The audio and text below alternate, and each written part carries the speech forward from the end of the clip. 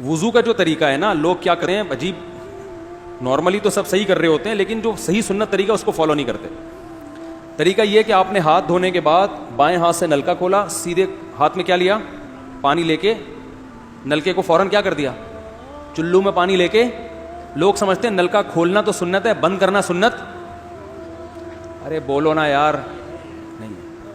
تو قلی تو سیدھے ہاتھ سے کرنی ہے نا، تو الٹے ہاتھ سے آپ کیا کر دیں گے، نلکا بند. کیونکہ نبی صلی اللہ علیہ وسلم جب لوٹے سے پانی نکالتے تھے تو چلو میں پانی لے کے لوٹے کو سیدھا کر دیتے تھے. یہ نہیں کرتے تھے کہ لوٹے سے لوٹا اسی کیفیت میں اور پانی بہتا چلا جا رہا ہے. تو آپ نے نلکے کو لیفٹ ہاتھ سے کھولا اور چلو میں پانی لیا اور فوراً نلکے کو کیا کر دیا، بہت زور سے بھی بند نہ کریں، اس کا واشر خراب ہو جاتا ہے، بس آرام سے بند کر دیا.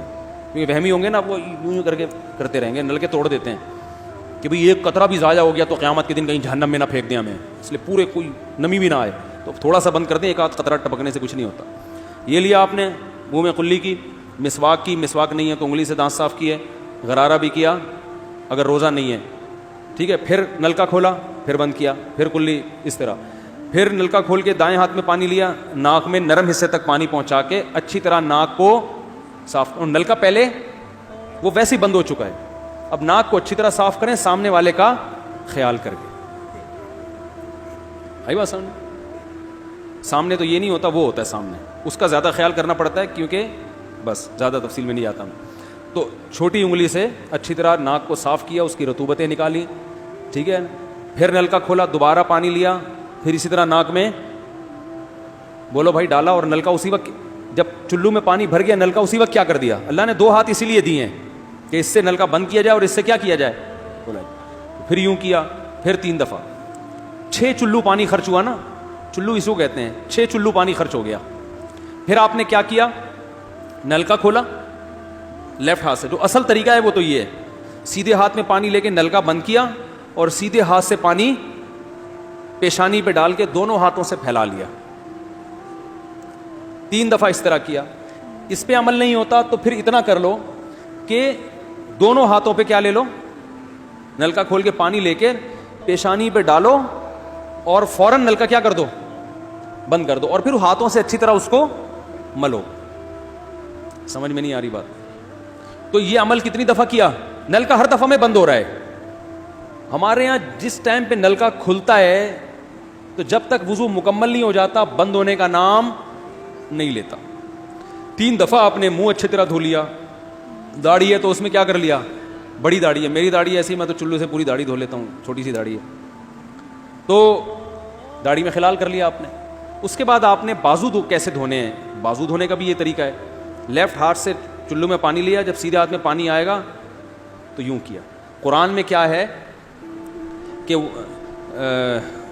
قمتم الی الصلاۃ فاغسلوا وجوہکم وایدیکم الی المرافق، اپنے ہاتھوں کو کوہنیوں تک دھو. پتہ ہے دھونے کا عمل ہاتھ سے شروع ہوگا، ختم کہاں ہوگا، پانی یوں نہیں بہانا، اس طرح بہانا ہے پانی، یہاں سے یوں جائے. اور اس میں فائدہ یہ ہوتا ہے کہ بالوں کا جو رخ ہے نا نیچے کی طرف ہوتا ہے، جب پانی اپوزٹ سائڈ میں جاتا ہے تو اسکن اچھی طرح گیلی ہو جاتی ہے. سمجھ رہے ہو؟ تو آپ نے یوں لیا اور ہاتھ سے اچھی طرح ملا. اس کو ملنے پہ زیادہ زور لگانا ہے، ہم پانی پہ زیادہ زور لگا رہے ہوتے ہیں.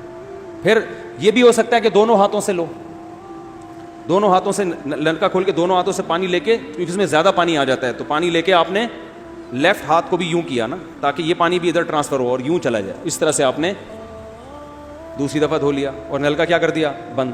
پھر تیسری دفعہ بھی ایسا ہی کیا.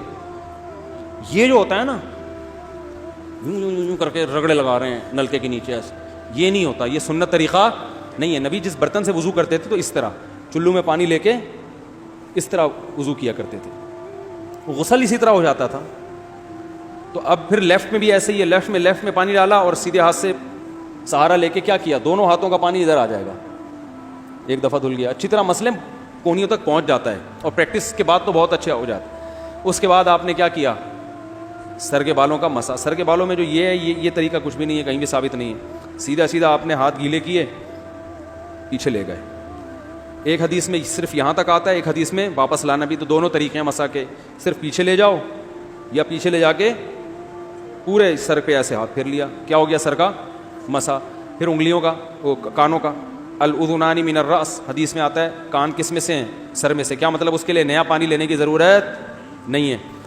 کان کا مسح کیا اور کانوں کی لو کا مسح کیا. گردن کا مسح بہت اختلاف ہے اس میں. احناف کے ہاں سنت احناف بھی نہیں کہتے، افضل ہے، بہتر ہے.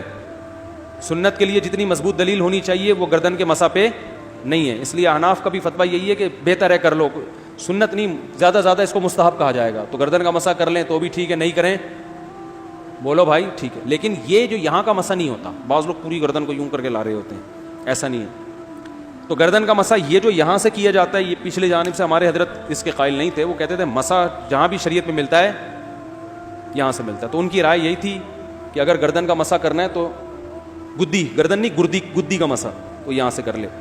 لیکن یہ کوئی نہ سنت مؤکدہ ہے نہ کوئی زیادہ تاکید ہے اس کی، کوئی کرے ٹھیک ہے، نہیں کرے تو بھی ٹھیک ہے.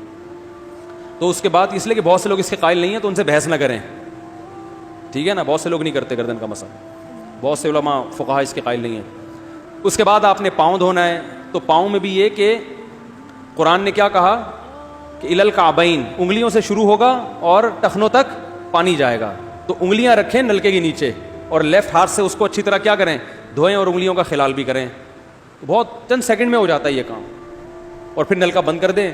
پھر دوسرا پاؤں سیدھے ہاتھ سے نلکا کھولا، سیدھا ہاتھ نلکے پہ رکھیں اور الٹے ہاتھ سے پاؤں دھوتے رہیں. جیسے ہی دھل جائے تو میرا خیال ہے ایک مگا پانی بمشکل استعمال ہوتا ہے، ایک مگا جو ہوتا ہے نا نہانے والا.